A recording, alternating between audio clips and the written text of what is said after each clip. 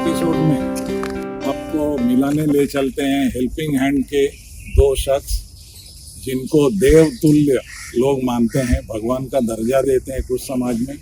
और इनसे मिलाता हूँ समीर चौहान और प्रियंका कांबड़े से। तो इस बिल्डिंग को नमस्कार करके इसमें एंट्री कर रहा हूँ। वामन छाया। समाज में आप देख रहे हो कि होड़ लगी हुई है एक दूसरे से आगे जाने की, और जो हर कोई भागदौड़ में दिखता है। किसी को पूछो एक्सरसाइज करते हो, बोलते टाइम ही नहीं मिलता है। और इस भागदौड़ में अपनी ड्यूटी कर कर जो एक्स्ट्रा टाइम बचता है, उसमें कुछ लोग हैं जो समाज के निचले स्तर को ऊपर लाने की कोशिश कर रहे हैं, और उनके लिए वो देव मानुष बन गए। देव मानुष बोलिए, भगवान बोलिए। तो ऐसे ही शख्स से और उनकी जो राइट हैंड है और खास हैं, उनसे मिलाने जा रहा हूँ। समीर सर जी और उनकी पार्टनर प्रियंका कांबड़े। नमस्ते। नमस्ते।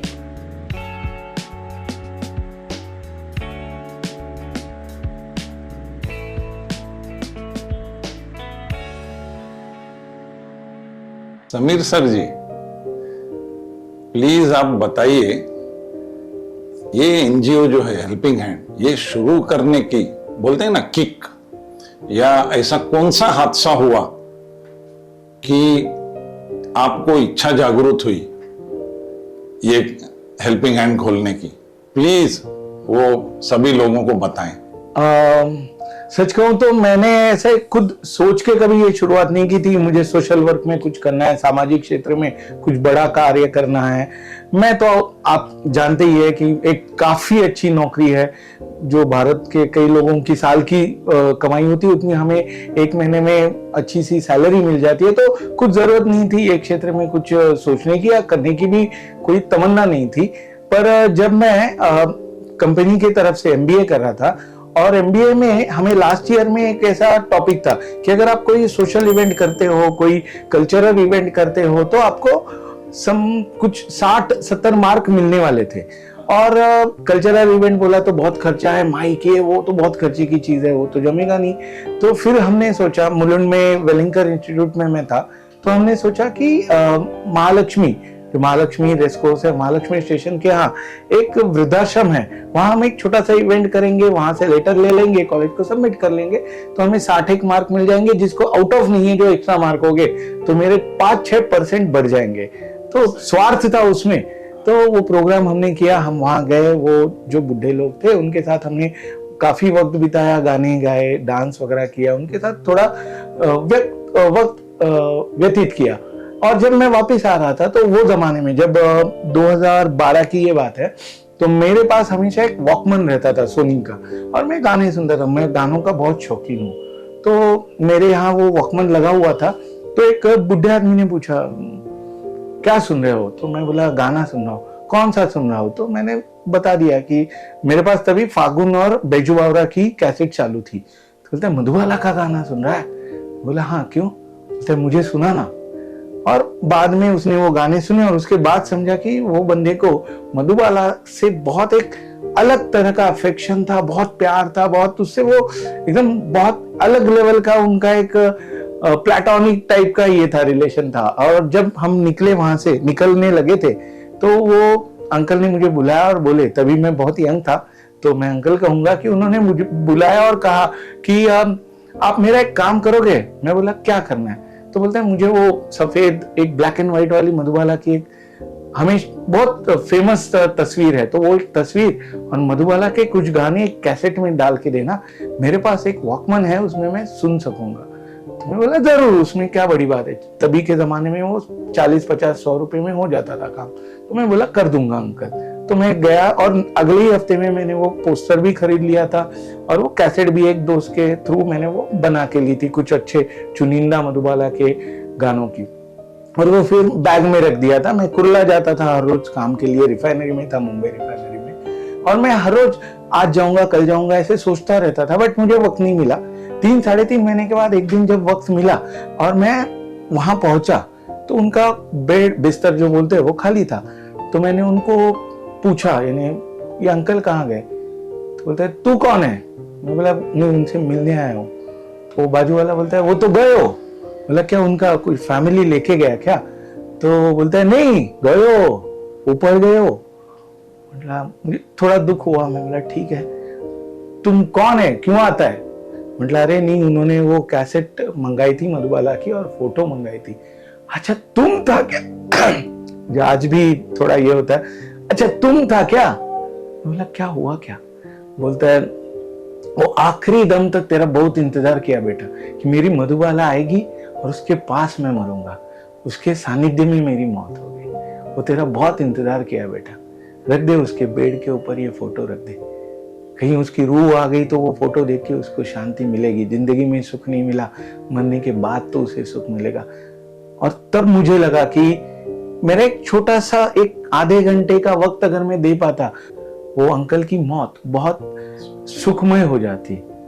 और तभी मुझे लगा कि कुछ बहुत पैसा खर्च करना यही समाज सेवा नहीं, आपकी वक्त देना, किसी को जो नहीं है वो चीज देना, इससे भी आप कर सकते हो। जैसे हम बच्चों को सिखाते हैं, मेरा गणित बहुत अच्छा है, इंग्लिश बहुत अच्छा है, मैं शनिवार रविवार को जाके बच्चों को इंग्लिश गणित सिखाता हूँ, उनको उसका फायदा होता है। कहीं वृद्धाश्रम में जाओ, उन हर एक की अपनी कहानी होती है, मैंने कितनी मेहनत की है और मैं यहाँ कैसे पहुंचा हूँ। बस आप 15 मिनट उनसे बात करो, उनको बहुत अच्छा लगता है।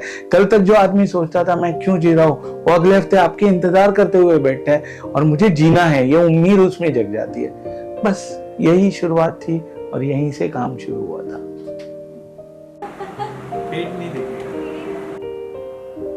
समीर सर जी, हेल्पिंग हैंड को रजिस्ट्रेशन होना अनिवार्य है, ऐसा आपको कब लगा और उसका कब आपने रजिस्ट्रेशन किया?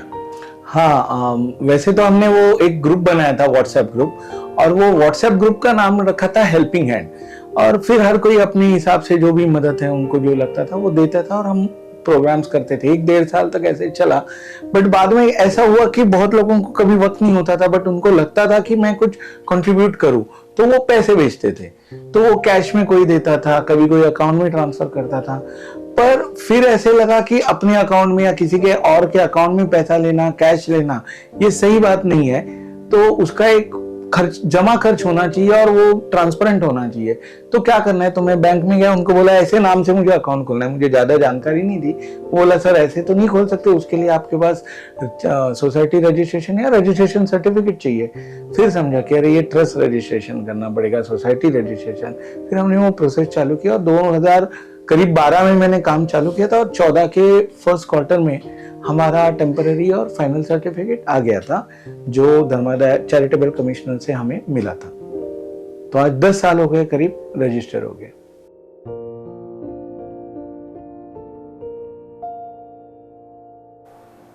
समीर सर जी, आप थोड़ा सा विस्तृत रूप से बताएं कि इसको मैनेज और रन आप किस तरह से कर रहे हैं, मतलब हेल्पिंग हैंड को। मैनेज और रन अगर ऐसे कहा जाए तो ये कोई कंपनी नहीं है या कोई जिसे कहा जा सकता है कि कोई कॉरपोरेट नहीं है। बट ऐसा होता है कि एक तो होगा आपके जो आर्थिक व्यवहार है उसको मैनेज करना बहुत कठिन होता है। तो एक सीए होता है, ऑडिटर है, तो वो पूरा उसकी जो आर्थिक बाजू है वो पूरी संभाल लेता है। और फिर एक ट्रस्ट की बॉडी रहती है। मैं खुद कोई भी ट्रस्ट पे मैं कोई भी मेंबर नहीं हूँ। हमारी एक प्रेसिडेंट है, सेक्रेटरी है, ट्रेजरर है, वो पूरे अच्छे तरीके से जो भी पेपर वर्क रहेगा, ऑफिशियल वर्क है, वो जो काम रहता है वो संभाल लेते हैं। और रन करना तो अपना एक सोशल मीडिया पे हम इवेंट्स डालते हैं, जिसको इंटरेस्ट है वो कुछ उनको मदद जो करनी है वो कर लेता है। और जिनको आना है, अगर आप आर्थिक रूप से कुछ मदद नहीं करते, आपको व्यक्तिशाह आना है, तो वो व्यक्तिशाह के उस प्रोग्राम में मदद बांटने में या उनके साथ वक्त बिताने में हमारे साथ हो जाता है। समीर सर, आपकी हेल्पिंग हैंड टीम की कोर वैल्यूज क्या है? कोर वैल्यूज तो एक हमारा एक दो एक्सपीरियंस है जिसका एक जरूर बताऊंगा कि हम कभी भी कोई सिग्नल वगैरह पे जो लोग रहते हैं या जो भिखारी लोग रहते हैं जो स्टेशन पे वगैरह भीख मांगते हैं, ऐसे लोगों को हम कोई भी मदद नहीं करते, क्योंकि हमने देखा है कि इनकी एक सिंडिकेट रहती है, रैकेट्स रहते हैं, और ये बहुत अच्छा कमाते हैं। आपको और मेरे मेहनत की कमाई से ज्यादा कमाई इनको मिलती है लोगों की दया और सहानुभूति के ऊपर। और जो गवर्नमेंट अनाथ आश्रम है, ऐसे ही जगह हम मदद करते हैं, क्योंकि हमने ये भी देखा है कि अनाथ आश्रम के नाम पे बच्चे रेंट पे रखे जाते हैं। और हमने एक बच्चा एक बार मुंबई में देखा, फिर मुंबई के बाहर के करजत के आसपास के एक आश्रम में देखा, और 1.5 साल के बाद वही बच्चा हमें मराठवाड़ा बीड़ के यहाँ मिला था। और तीनों जगह के आश्रम चालक ने हमें बताया था बहुत एकदम प्यार से, हम इसे बचपन से संभाल रहे हैं और ये बहुत अच्छा है। और मैं उसकी तरफ देख रहा हूँ, वो तो मुझे पहचानता है। मेरे को उसने बताया कि नहीं, ये अंकल 1000 रुपया ज्यादा देते हैं मंथली, तो मेरी माँ ने मुझे यहाँ भेजा। तो इसलिए पहले पूरी जानकारी लेते जहां हम मदद कर रहे हैं, पर हम ज्यादा करके अभी जो दूर दराज के एरियाज है, जहां अब तक इंफ्रास्ट्रक्चर नहीं पहुंचा है, पढ़ाई नहीं पहुंची है, ऐसे जो ट्राइबल बेल्ट्स है या ऐसे कोई वीकर फार्मर सेक्शंस है, वहां मदद करने की हम ज्यादा प्रयास करते हैं। समीर सर, आम जनता का सपोर्ट हेल्पिंग हैंड को कितने हद तक और किस तरह मिला? कैसे है कि आर्थिक बाजू पे मैं बोलूं तो मुझे बहुत बार हमारा जो सोशल मीडिया चैनल है या ग्रुप है, उसमें मैं बहुत बार ऐसे लिख देता हूं कि अभी कृपया कोई मदद ना भेजे, इस प्रोग्राम के लिए आवश्यक मदद से ज्यादा ही पैसा मिल चुका है, कृपया ना भेजे। तो आपने भी पढ़ा होगा, और ऐसे में बहुत बार लिख देता हूं कि अभी मदद की जरूरत नहीं है। तो आर्थिक रूप से बहुत अच्छी मदद मिल जाती है। बट थोड़ा सा एक दुख है कि बहुत बार ऐसे होता है कि कोई बंदा अगर नौकरी करके काम कर रहा है और अपना कारोबार व्यवसाय संभाल के सोशल वर्क कर रहा है, तो उसके प्रति लोगों का देखने का नजरिया एक अलग होता है। और जो बंदा एक्चुअली उसी पैसों से जिनका घर चलता है, जो उस घर में रहते हैं, उनके बच्चे उसी पैसे से पढ़ते हैं, उनके लिए लोगों के मन में उल्टा सॉफ्ट कॉर्नर होता है कि यार ये तो फुल टाइम करता है, और हम नौकरी करके अपनी पढ़ाई पूरी करके उसके बाद वक्त में ये करते हैं, फिर भी लोग उतनी वैल्यू नहीं करते जितना फुल टाइम जो सोशल वर्कर है उनकी करते हैं। बट आर्थिक रूप से लोग बहुत अच्छी मदद करते हैं। विशेषता मेरे जो ऑफिस में भारत पेट्रोलियम में काम करता हूँ, तो मेरे जो सहकारी है वो बहुत खुले दिल से मुझे मदद करते हैं, और बहुत बार मुझे बताना पड़ता है कि नहीं मदद चाहिए, अभी मेरे पास पर्याप्त मदद है। समीर सर जी, इस इतने साल की जर्नी में कोई ऐसा वाकया होगा जो आपके दिल को छू गया हो,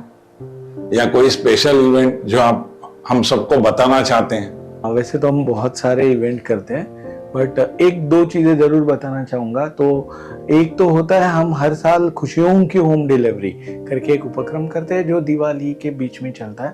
और हम हमारे घर पे, जो हम शहर में रहते हैं या काफी अच्छे जो आर्थिक परिस्थितियों में हैं, तो हम लोग जो इवेंट्स हमारा जो दिवाली सेलिब्रेशन होता है वो एक अलग स्तर का होता है। हम गहने खरीदते हैं, कपड़े खरीदते हैं, मिठाइयाँ खरीदते हैं, एक दूसरे को मिठाइयाँ बांटते हैं, 5-5, 6-6 हज़ार रुपए का एक कुर्ता या हम शेरवानी खरीदते हैं।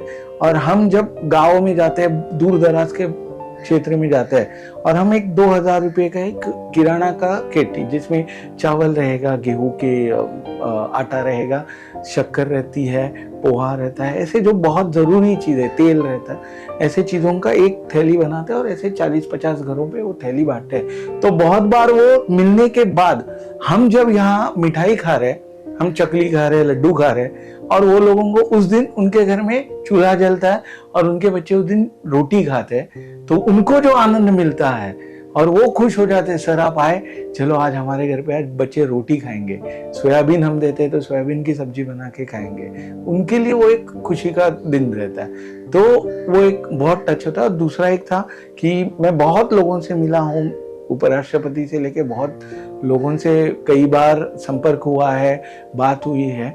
बट जिंदगी में एक बार मौका मिला था, जो नर्मदा बचाओ की आंदोलन की प्रमुख है मेधा पाटकर जी से मिलने का। उनके साथ हम नर्मदा क्षेत्र में गए थे, तो उनका जो एकदम सहज बर्ताव है, सहज रहना है, और जिस हमें खाना कुछ परोसा गया था, और वो खाना देख के जो रोटी थी, हम मराठी में भाकरी कहते हैं, ज्वारी की भाकरी, वो बहुत कड़क हो चुकी थी, और सब्जी के नाम पे सिर्फ ऐसा पानी, मसाला डाला हुआ पानी, जिसमें 2-4 सीरियल्स थे जैसे मूंग था, और वो कैसे खाना, अगर खाऊंगा तो पूरा ऊपर आएगा। और दीदी इतना इजीली उन्होंने वो ऐसे ऐसे किया, उसमें डाल दिया हाथ से मल के, और वो खाना चालू कर दी। और जहाँ सोने की व्यवस्था की थी तो वहाँ इतने मोटे मोटे मच्छर थे, मैं गाड़ी लेके बाहर हाईवे पे आ गया, बहुत दूर था 31 किलोमीटर, और वहाँ एक होटल पकड़ के वहाँ रह गया। बट वो लोग, दीदी खुद मेधा जी वहीं रहती है, और उन्हीं परिस्थितियों में उन्होंने खुद को ढाल दिया है। तो समाज सेवा करना और समाज के साथ रह के उसकी सेवा करना, ये एक अंतर होता है जो मैं भी आज तक पार नहीं कर पाया हूँ। बट उनके जैसे लोगों को देख के लगता है कि भाई है ऐसे लोग कि जो सब विपरीत परिस्थितियों में भी खुद को ढाल सकते हैं। तो ये एक था कि जिससे बहुत अलग हुआ, दिल को छू गया मेरे एक। समीर सर, मुझे तो पता है कि आपको बहुत अवार्ड्स मिले हैं आपकी टीम को, लेकिन आप थोड़ा लोगों को भी बताएं कुछ अवार्ड्स के बारे में। अवार्ड्स तो सच में, अगर आप अवार्ड्स की बात करेंगे तो मुझे अभी काफ़ी याद भी नहीं है। बट नेल्सन मंडेला अवार्ड्स था, एक सार्क नेशन जो साउथ एशियन रीजन कमेटी रहती है जिसमें साउथ एशिया के करीब 12-14 देश है, तो उनकी तरफ से एक सर्वोत्कृष्ट संस्था का सम्मान मिला था, इंटरनेशनल आइकॉन अवार्ड मिला था, नेल्सन मंडेला अवार्ड मिला था। तो काफ़ी अच्छे अच्छे बहुत बड़े बड़े अवार्ड्स मिले थे, काफ़ी बड़े लोगों से मुलाकात हुई, कुछ राज्य स्तरीय है, देश के अंतरराष्ट्रीय स्तरीय, बहुत बड़े लेवल पे जाके सम्मानित हुआ था। हमारी जो अध्यक्षा थी उनको यूएन में जाके पेपर प्रेजेंट करने का मौका मिला था, और वो वहाँ गई भी थी। तो ऐसे बहुत करीब 45 या 50 के ऊपर अवार्ड्स मिले हैं, कम नहीं ज़्यादा ही होंगे, मैं कुछ आंकड़ा भूल सकता हूँ, बट ऐसे बहुत सम्मान मिल चुके अब तक। बहुत अच्छे, बहुत अच्छे। धन्यवाद समीर जी। धन्यवाद।